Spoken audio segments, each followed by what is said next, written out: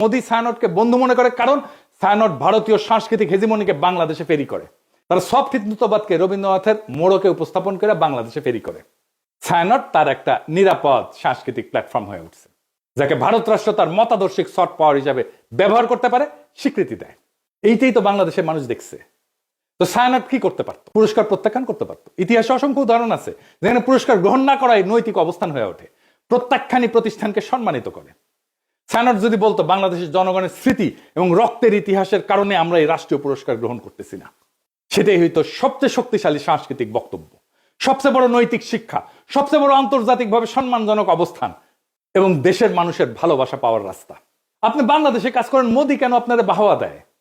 কেন দেয়? এই প্রশ্নের জবাব দিতে হবে না?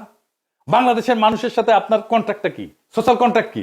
আপনি সমাজের রাষ্ট্রে কি অবদান রাখছেন, একটা প্রতিষ্ঠান করছেন? বাংলাদেশের সাথে আপনার কন্ট্রাক্টটা কি? বাঙ্গু সুশীলদের সফট হিন্দুত্ববাদের দীক্ষা দিচ্ছেন, আর যে রাষ্ট্রেরা মানুষের মৃত্যুর স্মৃতিতে বাংলাদেশে ঘৃণার প্রতীক, তার হাত থেকে সম্মান নিচ্ছেন। লজ্জা লাগে না? সমাজ তো হঠাৎ করে পাগল হয়ে যায়নি, মানুষ হঠাৎ করে সংস্কৃতি বিরোধী হয়ে ওঠেনি। এটা জমে থাকা একটা দীর্ঘ বিচ্ছেদের বহিঃপ্রকাশ। বাংলাদেশের মানুষ এমন ছায়ানট চায় যে তার দুঃখে কাঁদে, তার স্বপ্নে সহযাত্রী হয়, তার কল্পনার ভাষা হয়ে ওঠে। বাংলাদেশের মানুষ এমন ছায়ানট চায় যে মোদির অখণ্ড ভারতের কল্পনাকে রবীন্দ্রনাথের সুরে ঢেকে দেয় না, বরং সুরে ফেলে দেয়।